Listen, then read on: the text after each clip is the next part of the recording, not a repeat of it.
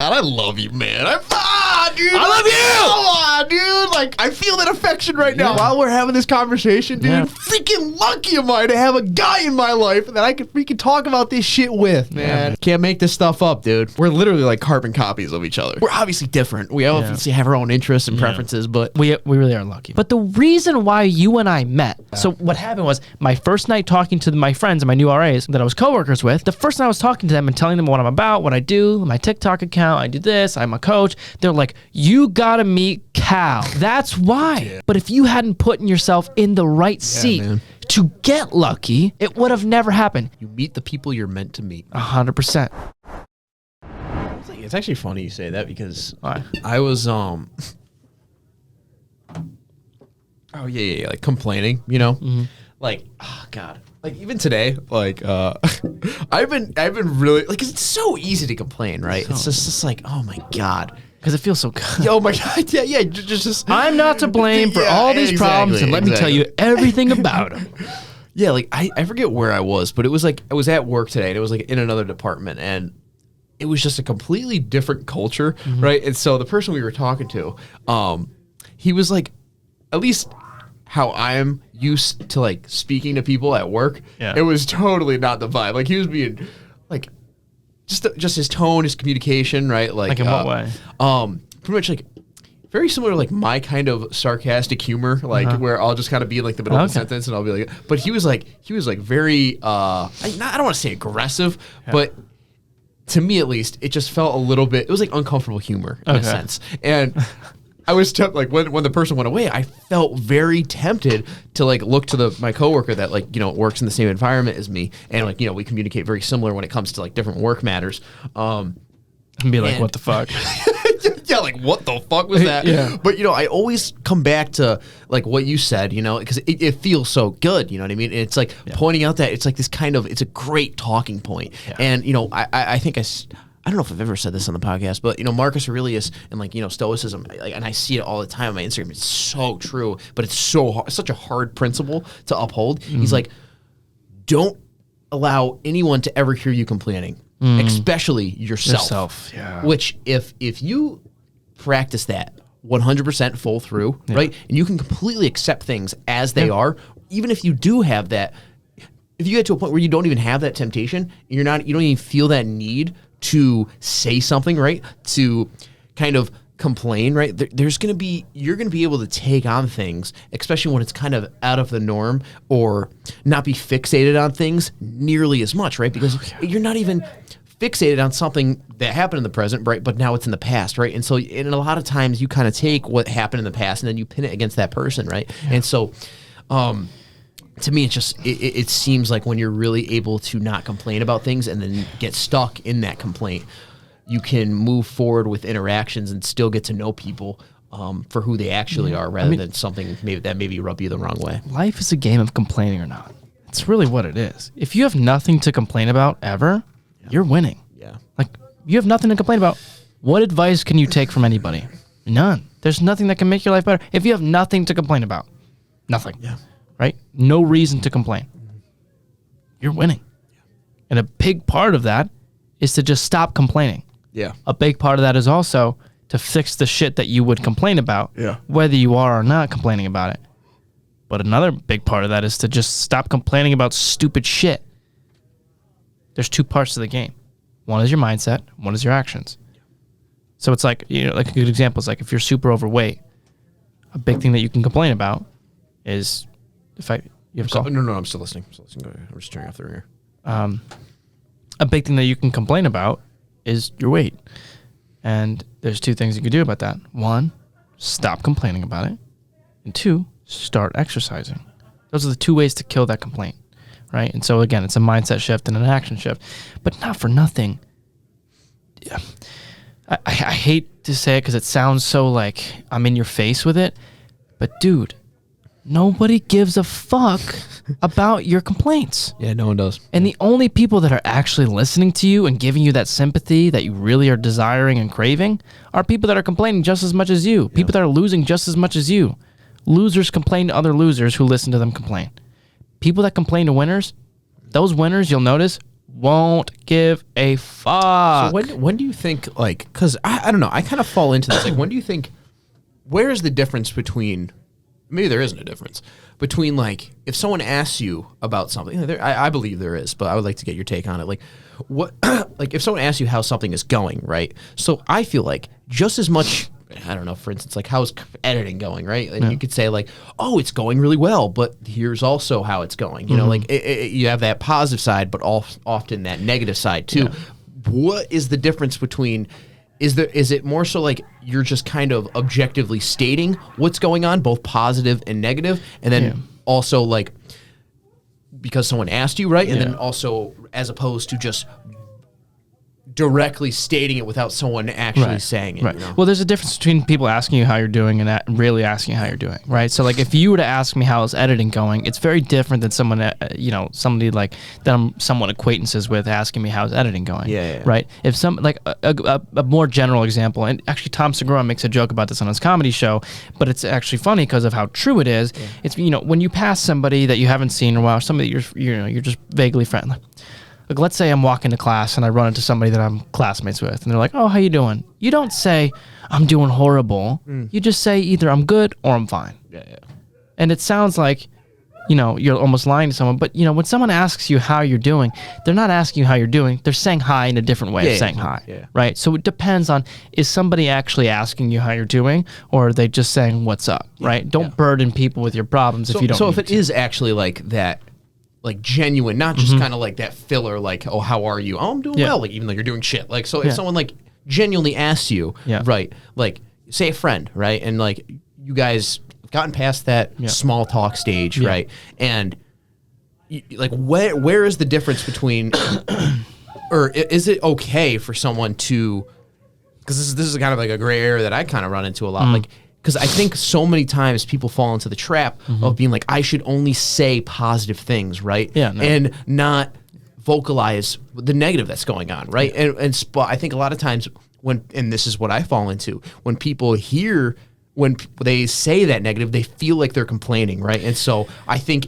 are they actually complaining, or are they just objectively stating a negative or something else? Well, right now we're speaking to a minority of people, because majority of people complain about things because they want attention for it. That's just the truth. Yeah, a minority of people feel the need, similar, like somebody like you, feel the need, on the opposite end, which is, I'm never going to complain about things because, I feel like I have control over 99.9% of things in my life, when, sometimes you don't. Yeah. But there's a difference. If I'm asking you, like, how you're doing, and shit's fucked up, and you have a problem here, and something's wrong with your family here, and physically you're feeling shitty because of this, or whatever it may be, you should tell me those things, because, you can't make it through this life alone. You need help, especially when things are getting fucked up or hard or difficult, or you're sick, or somebody's, betrayed you or whatever.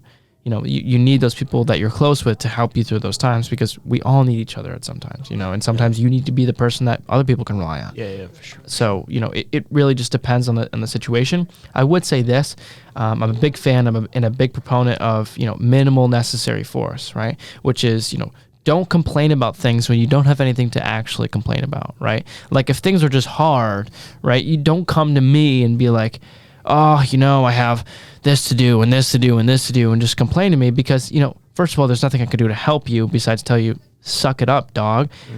But also, it's going to discredit the times when you actually need the help, right? If you're complaining to me over and over and over again about shit that you have control over, you're going to be the little boy that cried wolf. But if you come to me when you actually need help, I'm going to know it's serious, and I'm actually going to help you, and I'm actually going to put you as a priority, because I know you need help. And that's why it works.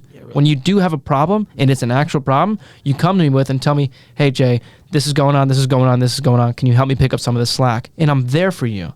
But it's because you don't come to me when it's a load of shit. But if people come to you over and over and over again with complaints that they have control over, when they come to you with an actual problem, the little boy that cried wolf.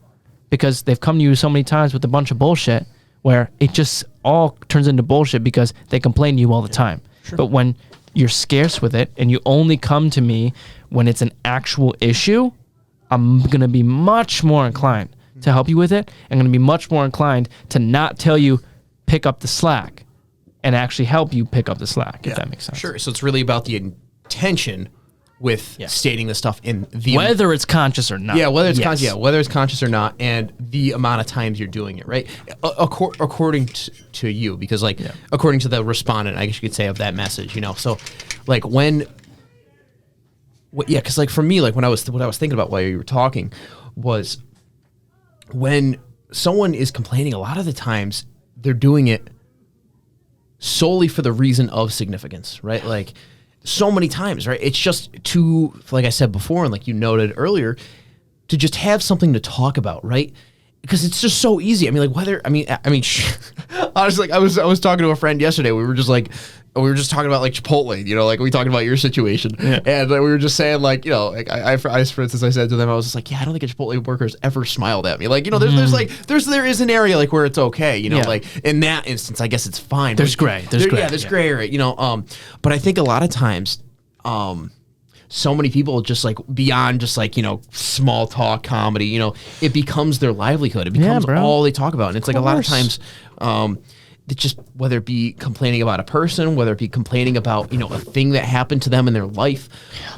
Like, for instance, a lot of times people go through a really hard event in their life, you know, maybe like a really hard workout or a really hard assignment. And, you know, maybe this isn't deemed as like complaining, right? But I think this is kind of getting into like another area where they kind of, it just becomes like the story of their mind, you know what I mean? And they feel like they have something over others that others need to know about, right? And it's like, regardless if someone asks them, they're going to tell them, you know what I mean? It's like, they just turn it into this huge thing of significance. And a lot of the times it just becomes all they think about. They're like, and almost too, it's like they become a victim. You know what I mean? It's like they're like, oh my God, this happened to me. Everybody's got to know. Like, I'm so significant because of it, you know? And it's like we almost fall into that autopilot habit. Like, for instance, like I got my fucking ass kicked this weekend.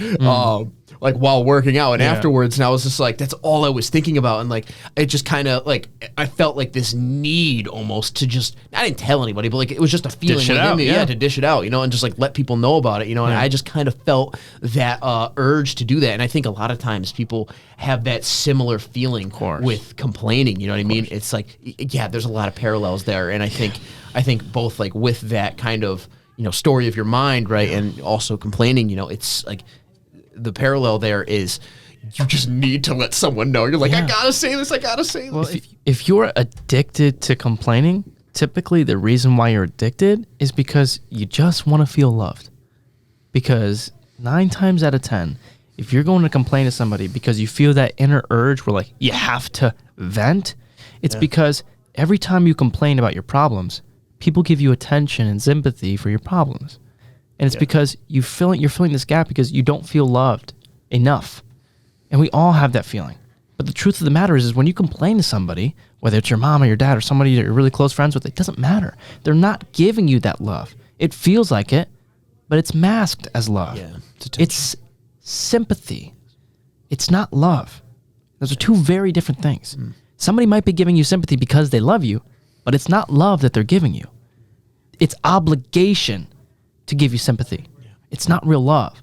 Love is not bound by obligation. When you complain to people over and over again about those kinds of things, it's like, I get it. Like you have that strong pull towards it, but you're doing it for the wrong reasons. And the reason why you're so addicted to it is because you're not getting the real thing. And if you were getting the real thing, you'd be much less inclined to continue to complain and get this attention and love for it. But you're filling a gap that needs to be filled some other way. It's like fucking women.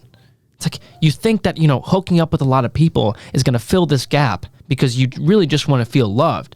When in reality, it's a quick fix. It's a Band-Aid on a bullet wound. Sympathy is a quick fix. Exactly. Well, it's also not the real thing. Yeah, exactly. It's masked as the real thing because people are telling you, I'm so sorry, that's so sad, I'm here for you, I love you. But that's not love because it's bounded by obligation. And love is not bounded by obligation. Love is not bounded by a quick one-night stand. Love is free. It's free. And it comes from you being you, not from you complaining and getting people to give you attention for your problems. It comes from people feeling like sending you a message in the morning saying, I'm so fucking grateful for you. I love you. And I'm so glad you're in my life. It has no bounds. And it doesn't come transactionally. It doesn't come from allegation. It doesn't come from anything. It comes to you free flowing and of no nature besides the nature of love. And if it's coming from something because you're complaining or doing something transactional or hooking up in a one-night stand or paying somebody extra money so that they'll do something for you, it's not love. I don't know what it is, but it's love. It's the mask of love when in reality all it is filling a gap. To me, that makes a lot of sense, and because I think a lot of times people because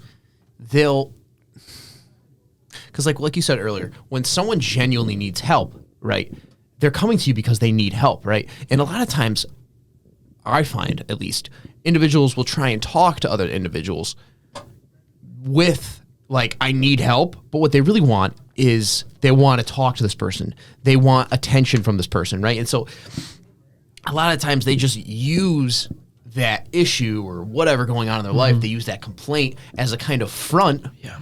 And the real issue, right, is not actually an issue. It's just something they made up, right? 100%. And it's just they're kind of just in this continual cycle of filling that gap when, filling that gap may be them turning inwards, right? 100%. And just really looking at their life and understanding that they don't need. They complain about so much excess stuff, right? And they use it as a talking point, and that ultimately just becomes, since they talk that way, they most likely think that way, and that's most likely what their habits are. 100%. And in addition, 100%. they're not also probably working on themselves. They all don't have winning habits, right. And it's stacked, right.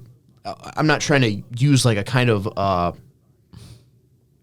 domino effect here, but I think there's a big correlation between those people who complain and those who have, in my opinion, quote unquote losing habits. It's also harder to not complain when you have a lot to complain about. Yeah, even if it's your fault, and typically it is. It is sort of a domino effect. It's kind of like a pile-on effect. Yeah. It all starts there. It's the root. You have more to complain about, and you have more of a reason to complain about it because you don't want to take responsibility. So you complain because you have more to take responsibility for that you'd rather not take responsibility for. It's fucking hard. It sucks. It's fucking difficult.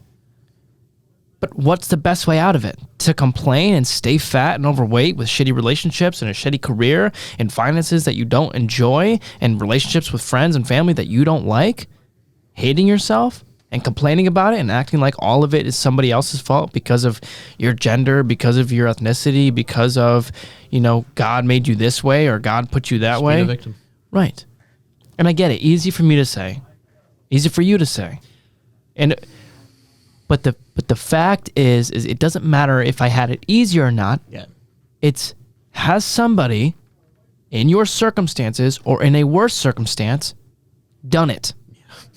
And the answer is always fucking yes. Just need one example. If you have the opportunity to hear my voice right now, whether you're on Instagram scrolling through, on TikTok scrolling through, or listening to the podcast on YouTube or Spotify or whatever, if you have that opportunity, you don't have any valid complaints. Somebody has had it worse than you always. And somebody that has had it worse than you has done it better than you. And since that is true, you have nothing to complain about. I don't care how hard it may be. It doesn't matter. Yeah.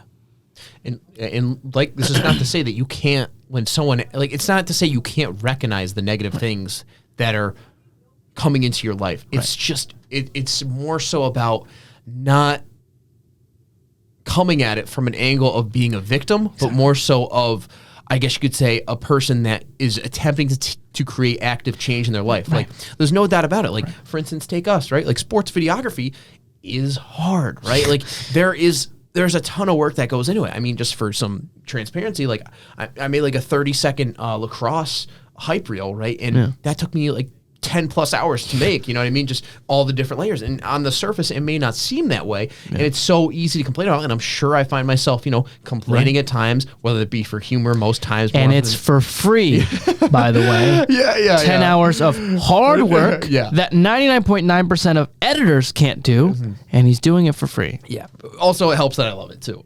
Yes, for sure. No, 100%. But who else is going to do that? But I think it really comes back down to what angle are you coming at it from, right? Like, are you coming at it from a victim angle or from an angle of active change, right? So it's like, and when I say angle, are you coming at it from, like, what are you looking at the issue at hand as a tool to be used for sympathy, for significance, or are you looking at it as something like, oh, wow, this is really hard, right? Yeah. This is something that I'm going to have to get around, and I'm identifying it because I know it's a problem that needs to be fixed, right? And so whether that be you going to a friend, whether that be you looking it up on the internet, right? There's a big difference there, and I think a lot of times people will...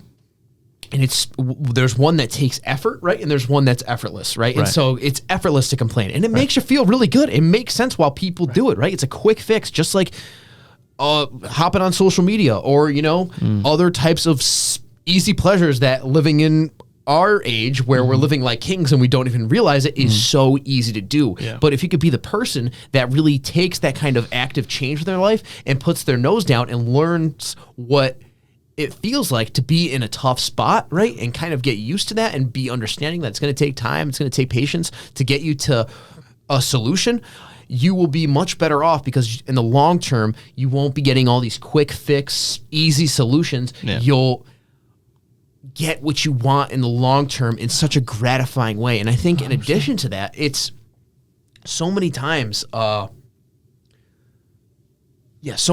people just... like you said before, like someone in a worse spot this is what I want to talk about. Like, you may look at us, right, and see this like podcast setup. You might see the quality of these cameras and be like, oh my God, like I would never be able to get to that. Right. 1 year ago, Jason and I were in this exact room with my previous backup camera that compared to these things is not even a fourth of what they are. Literally.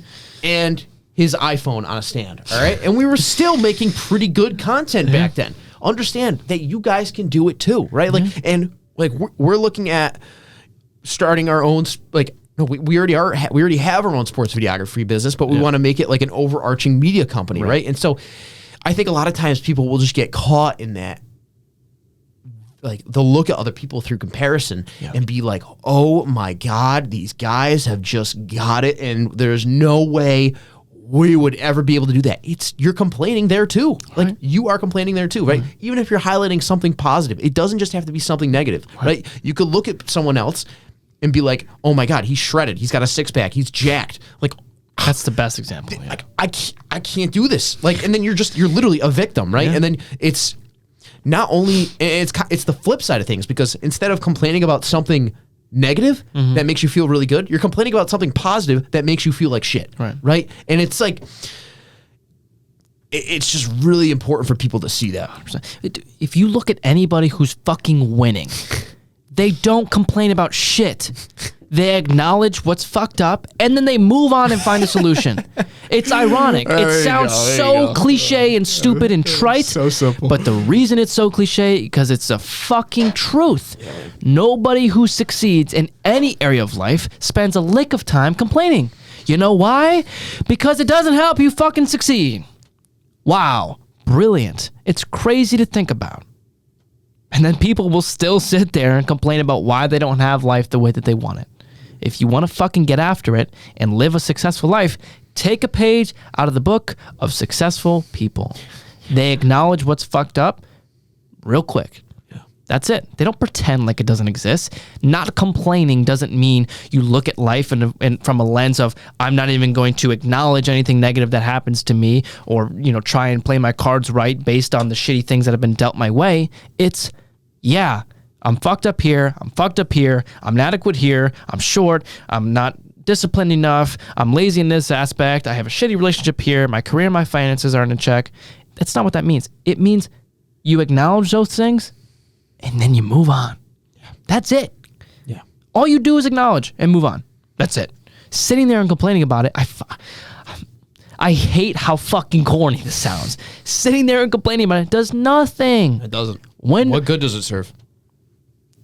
Again, it's a non-conversation for most people, because most people who are complaining aren't even complaining because shit's fucked up.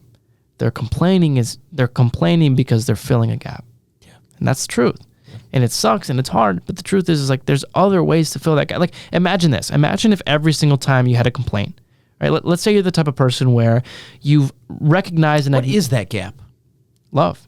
Love. But how would you define love? Sorry, I didn't mean to cut you off. No, it's a good question. Just because like, I don't know, it just popped in my head. And I think like, that's obviously like the root of the issue. Yeah. I mean, you said it was like free flowing, which I understood. Yeah. I think if people could really understand, like, it's like when I think of love, it's just like, it's just kind of gray. You know what I mean? Like, I get what you're saying, because like, for instance, like one time, like we'll send each other text messages. Let's look it up. Yeah, that's Continue. Right. Like we'll send each other text messages like about like how grateful we are to have each other in our lives, and like you said, like there's no obligation there. We're not just saying it because we feel forced to say it. You know what I mean? Or out of like some guilt. You know. It came up the song of What is Love? What is love? Baby, don't hurt. Definition of love. An intense feeling of deep affection. A great interest and pleasure in something. Yeah, I mean, it's a feeling. Yeah, it's a feeling. It's really what it is. Affection. That makes sense. It's like, to me, it's the feeling. You know, it's what everybody wants. It's the feeling of affection.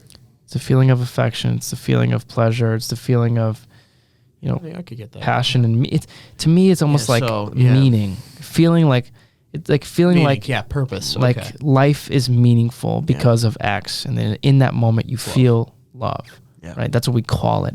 Yeah. But it's a feeling, you know. It's like it's hard to something that like it's not like this is a water bottle. Exactly. You know, because that makes sense. Because like when, for instance, I don't have meaning in my life. I'm just like, I feels like I'm just kind of bored in a sense, right? Yeah. Like I have no drive, and I have no. Oh, that makes so much sense because that significance of complaining gives people a drive. Right. It gives them something to do, right? And it's like we as human beings have that innate love, have that innate kind of drive within us to have purpose, to have meaning, right? And that complaining gives us a lot of meaning, right? Yeah. In a very bad way. Yeah. And complaining is cheap, but love is free. But it's hard. Yeah.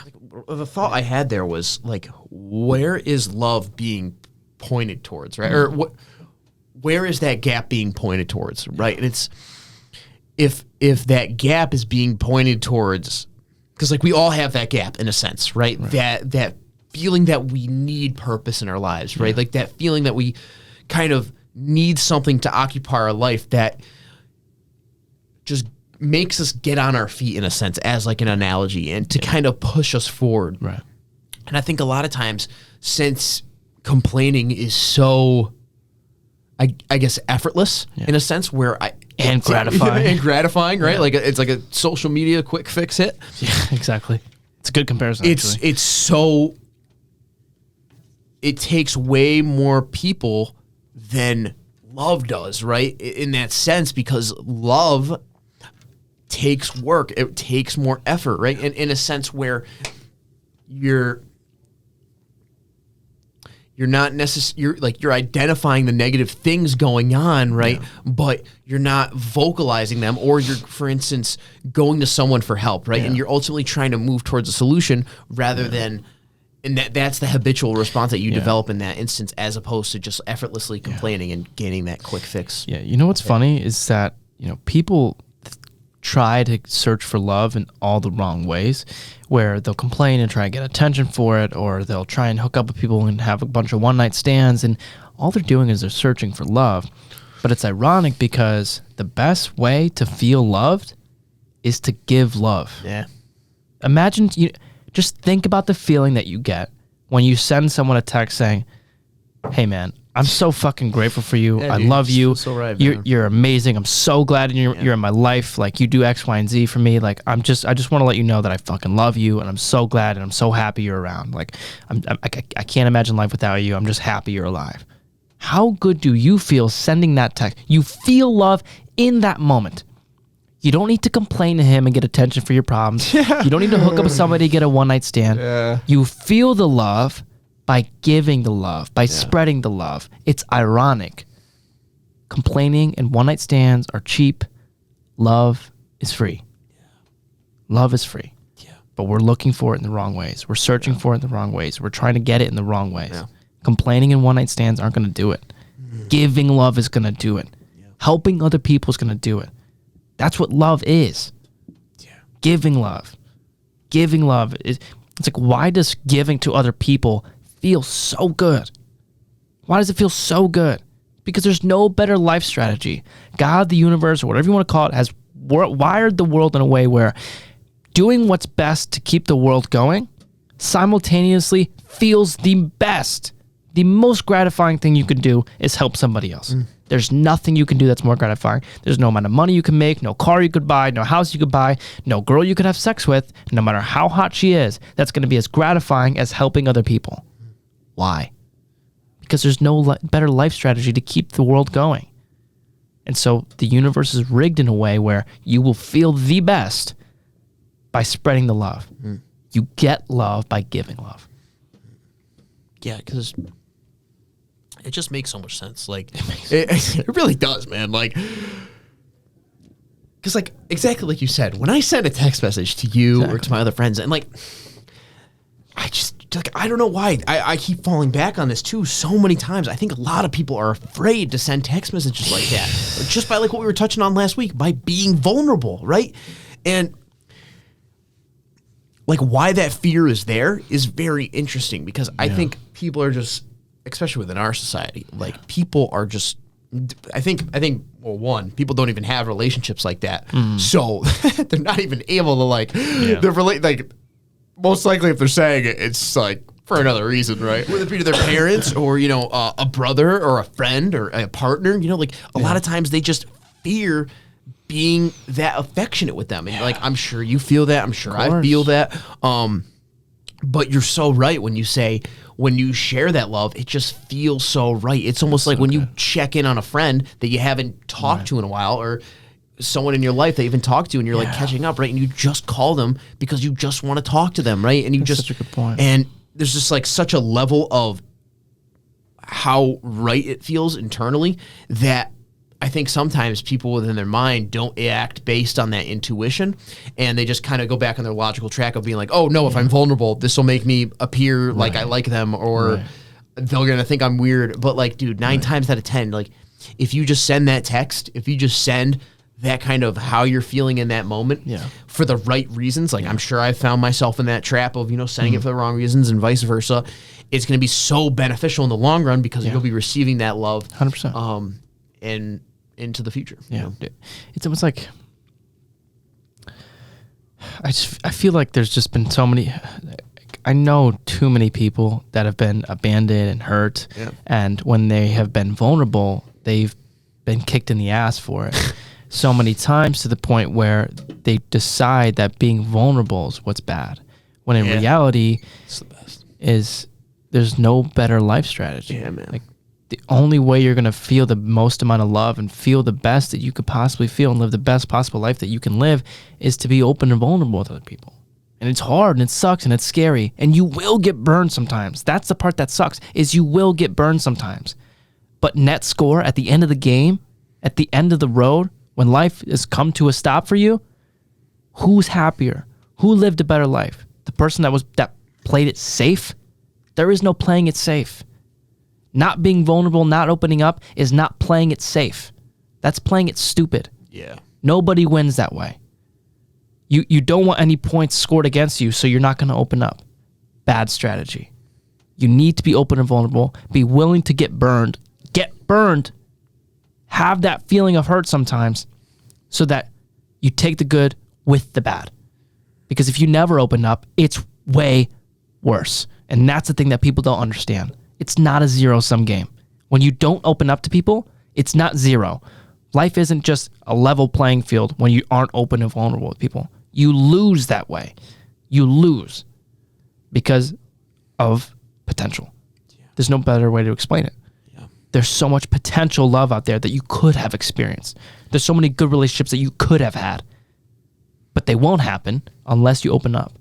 And it sucks. It's hard. Sometimes it's going to hurt. But what else are you going to do?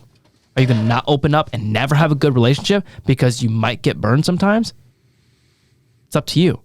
It's hard and scary, but to me, What's scarier is being 95 years old on my deathbed looking back saying, fuck, I should have opened up. I didn't play my cards right. I didn't open up. I wasn't vulnerable. I could have had so many good relationships. I could have had and spread so much love across the world. And I didn't because I was too afraid of getting hurt. Pick your suck. And embrace it.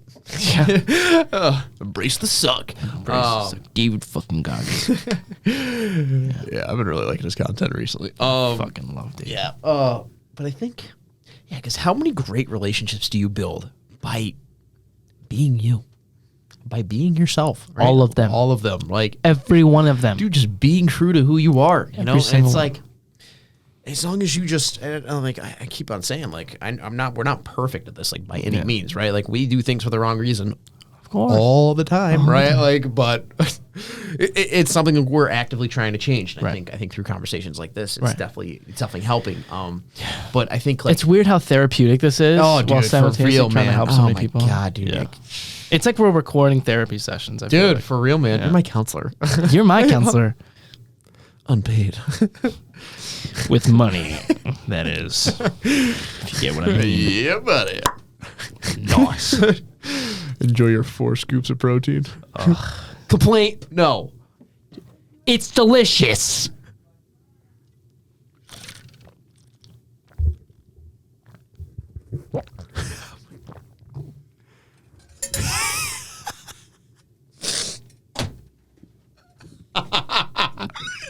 Oh my God, dude! I was waiting for the face. God. Oh. Feels like I'm drinking like horse semen. Sponsored by Horse cock. You good? Yeah, that was nice. Yeah, but yeah, no, I think just really just being open, and the more vulnerable you can be, really, the better. You know. That's it. And I think just when you're complaining, a lot of the times, it's just.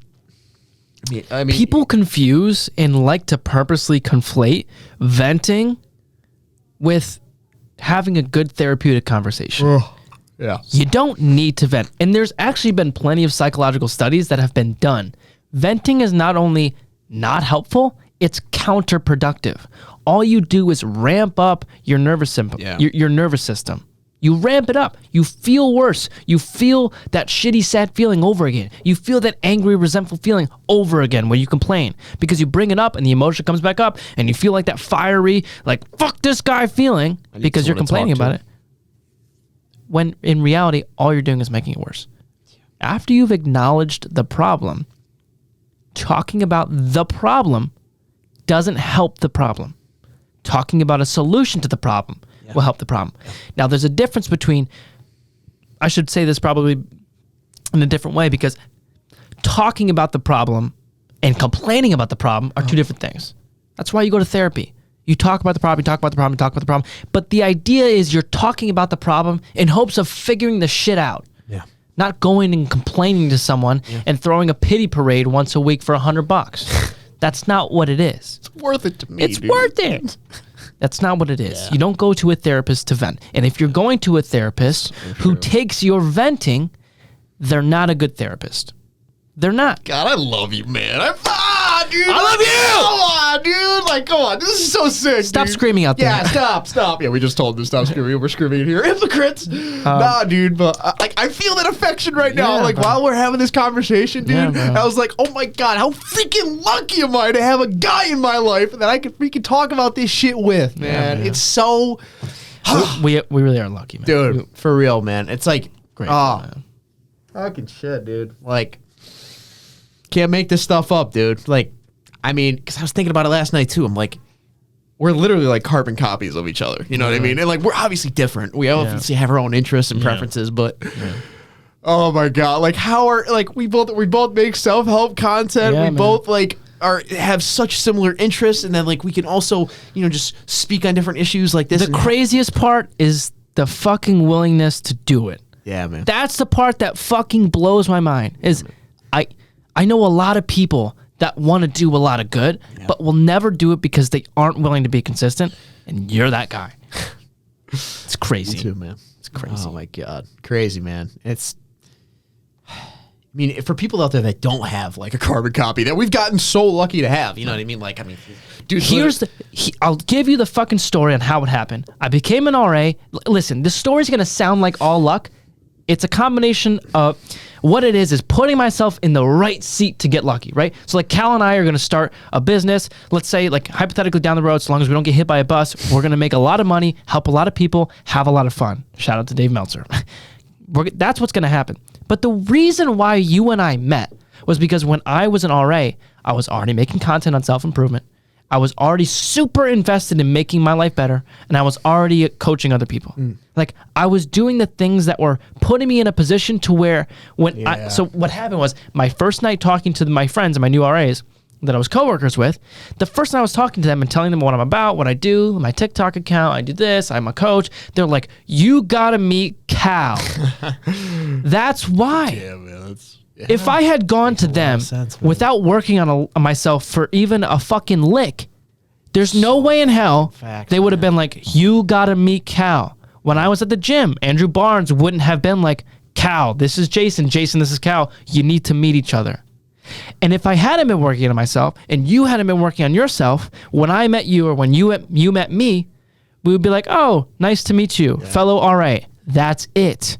No podcast, no conversation, no business, no let's figure shit out together, let's attack life together, let's move in, let's do some cool shit, let's change the world. None of that shit would have happened if when I had met you, you didn't have your shit together, if you didn't work out, take care of yourself, start the podcast, notice that you're disciplined, notice that you had the 4L, regardless of the fact that you're doing it for whatever reason. Like, seeing the discipline was like, fuck, he's got it. He's got it. But if you hadn't put yourself in the right seat to get lucky, it would have never happened. Yes, it's a blessing that I found you, for sure. You meet the people you're meant to meet. 100%. It's the law of, that's how the law of attraction works, is you put yourself in the seat to where lucky shit's gonna fall on your lap.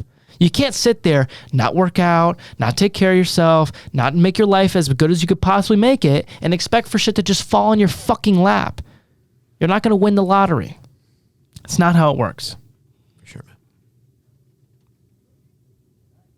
Love yourself because I love you. Stay fucking handsome, baby. Damn. Come here, you never looking.